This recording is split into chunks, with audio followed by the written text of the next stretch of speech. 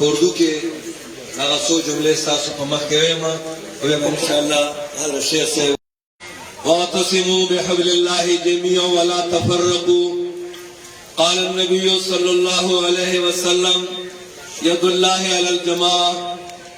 قابل صد احترام قائد محترم حضرت شیخ القرآن صاحب اور دیگر علماء کرام، اجتماعی پنجپیر پر آپ سب کو دل کی گہرائیوں سے مبارکباد پیش کرتا ہوں. اجتماع 28 اکتوبر جمعرات کے دن شروع ہوا تھا اور آج 31 اکتوبر کو اختتام پذیر ہو رہا ہے. میں قائد محترم مرشد عالم اسلام قائد انقلاب قرآنی شیخ القرآن مولانا محمد طیب طاہری دامت فیوزہم کے اختتامی اور اہم خطاب سے قبل اجتماع کے شرکاء کو ایک پیغام دینے کے ساتھ ساتھ ایک عہد لینا چاہتا ہوں. محترم حاضرین و سامعین، اللہ تعالیٰ کا ہم پر بے حد احسان ہے کہ اس پرفتن دور میں ہم کو یعنی جماعت اشاعت التوحید و سنہ کو خدمت دین اسلام، خدمت قرآن کریم اور توحید و سنت کی اشاعت کے لیے چن لیا ہے. اسی قرآنی اور ایمانی محنت کے لیے ان اجتماعات کا انعقاد بھی اسی سلسلہ کی ایک کڑی ہے. دروس قرآن کریم کا ایک عظیم سلسلہ جو الحمدللہ پوری دنیا کے ہر ملک کے ہر شہر و ہر گلی تک پھیلا ہوا ہے، یہ ہماری جماعت کا خاصہ اور امتیاز ہے. اور امام الانقلاب سلطان المفسرین شیخ القرآن مولانا محمد طاہر نور اللہ و مرقدہ کے خواب کی عملی تعبیر ہے. یہ بھی یاد رکھیے کہ شیخ القرآن رحمۃ اللہ علیہ کے اصل خلفاء اور اصل وارث وہی لوگ ہیں جو ان کے مشن کی تکمیل میں مشغول و مصروف ہیں اور علمی ترقی کو سنبھال کر ضائع ہونے سے بچا کر مزید ترقی کی طرف لے جا رہے ہیں. الحمدللہ شیخ القرآن رحمۃ اللہ علیہ کے روحانی اولاد اور تلامذہ، خصوصاً ان کے لائق فرزند اور صحیح جانشین مجاہد اسلام قائد محترم شیخ القرآن مولانا محمد طیب طاہری دامت فیوزہم نے نہ صرف اس وراثت علمی کی حفاظت و نگرانی کی بلکہ اس میں اضافہ بھی فرمایا، اور اس کی ایک مثال یہ سروز عظیم الشان عالمی اجتماع بھی ہے جو ہر سال پہلے سے مزید کامیابی اور ترقی کے ساتھ منعقد ہو رہا ہے. محترم سامعین حضرات، اس اجتماع میں علماء کرام، مشائخ اعظام، مقررین و خطباء کے مختلف موضوعات پر سے طرح طرح کے فتنوں اور چیلنجوں کا سامنا رہا ہے. مختلف باطل فرقوں نے اسلام کی جڑوں کو کھوکھلا کرنے کی ناکام کوششیں کی ہیں اور کر رہے ہیں. پیغمبر پاک صلی اللہ علیہ وسلم کی وفات کے بعد آج بھی مسلم معاشرہ کی صورتحال کسی سے ڈکی چھپی نہیں ہے. پوری دنیا اور خصوصاً ہمارا ملک بہت زیادہ چیلنجوں اور فتنوں کا شکار ہے.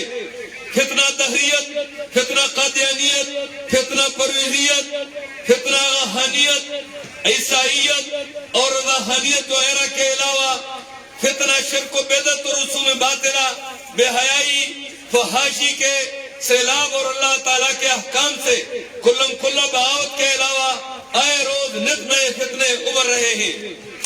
جماعتی احباب، ان فتنوں کی سرکوبی کے لیے اسلامی شعار کو اپناتے ہوئے اتحاد و اتفاق، فکر و عمل میں یکجہتی پیدا کرنی ہوگی. قرآن و سنت کی تبلیغ کے ذریعے مذہبی فریضہ ادا کرنے کے لیے مسلسل منظم جدوجہد کرنی ہوگی، اور اس جدوجہد دعوت قرآن و سنت اور اقامت دین کے لیے مضبوط تنظیم اور جماعت کی ضرورت تھی.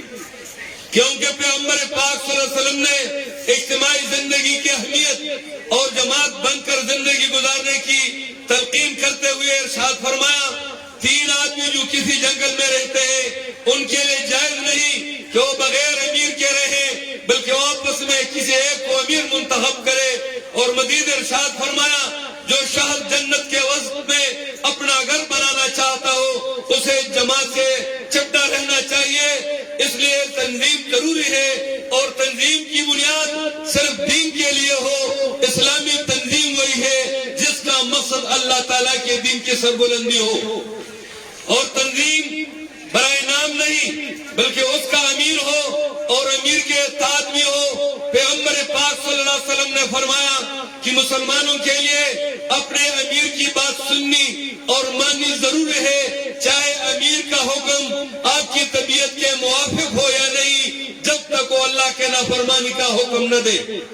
یہی وجہ ہے کیا کابرین خصوصاً امام الانقلاب سلطان مفسرین شیخ العرب والعجم شیخ القرآن مولانا محمد طاہر رحمت اللہ علیہ نے ایک تنظیم بنائی جس کا نام ہے جماعت اشاعت التوحید و سنہ.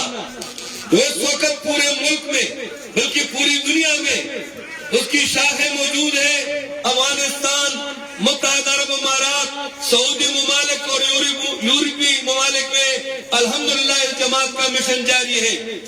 جماعت کے مختلف ذیلی شعبات بھی ہیں جو وحدت المدارس, مدارس الاسلامیہ, تحقیقات کمیٹی, طلبہ توحید و سنت, مجلہ ماہنامہ توحید و سنت اور یہ سالانہ اجتماع پنجپیر. الحمدللہ یہ تمام شعبے منظم ہیں. اللہ تعالیٰ مزید ترقی عطا فرمائے. محترم حاضرین, ہماری جماعت بہترین اور اعلیٰ اہداف رکھنے والی جماعت ہے. ان اہداف کو مزید پھیلانے اور عام کرنے کے لیے ضروری ہے کہ کارکن اپنے اپنے علاقوں میں تنظیم کو مزید منظم کرے, نظم جماعت کی پابندی کرے, جماعت کا کام خلوص دل اور خوش دلی سے کرے, خود غرضی اور خود پرستی انانیت جیسے گندے جذبات سے اپنا اخلاقی دامن پاک کر کے دل کو بغض, کینہ, حسد جیسی بیماریوں سے صاف کرے, ذاتی اختلافات کو ختم کرے, ایک دوسرے کے دکھ درد میں شریک ہو, ایک دوسرے کے معاون بنے, رفقائے جماعت سے خوشگوار تعلقات رکھے, دوسروں کو خود پہ ترجیح دے اور قائد و مشائخ کا دل و جان سے احترام کرتے ہوئے قائد محترم شیخ القرآن مدظلوی کی خوشدلی سے اطاعت کرے. انشاءاللہ تعالی اللہ تعالیٰ اپنی رحمت نازل فرمائیں گے.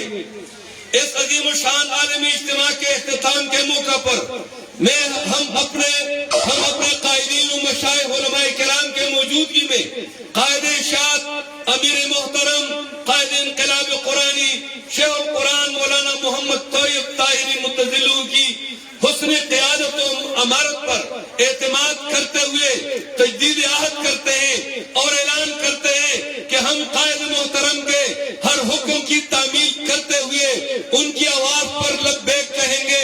اشاعت قرآن و حدیث, اشاعت توحید و سنت کے مشن کو آگے بڑھانے کے لیے تحفظ عقیدہ ختم نبوت, ناموس رسالت, عصمت انبیاء, ناموس صحابہ و اہل بیت, مقام ائمہ مجتہدین و اولیاء امت, غلبہ اسلام و نفاذ شریعت, دفاع مشائخ اکابرین دیوبند کے لیے اور تحفظ وطن عزیز پاکستان, دشمنان اسلام اور دشمنان پاکستان کی سرکوبی کے لیے جماعتی پرچم کے نیچے متحد و متفق اور منظم رہتے ہوئے شیخ القرآن مدظلوہ کے شانہ بشانہ کھڑے ہو کر ہر قسم قربانی دیں گے اور اس مشن کے لیے خون کا آخری قطرہ تک بہائیں گے. انشاءاللہ آپ تیار ہیں؟ آپ تیار ہیں؟ آپ تیار ہیں؟ آخر میں ایک بار پھر میں تمام علماء کرام, عوام و شرکاء اجتماع اور قائد محترم کو کامیاب اجتماع پر مبارکباد پیش کرتا ہوں. والسلام. ماتم شیخ طیب خودلی پریکدم بدنا, ماتم شیخ طیب خودلی پریکدم بدنا, ز پنج پیریم نگیالیم غسنا گوندیم.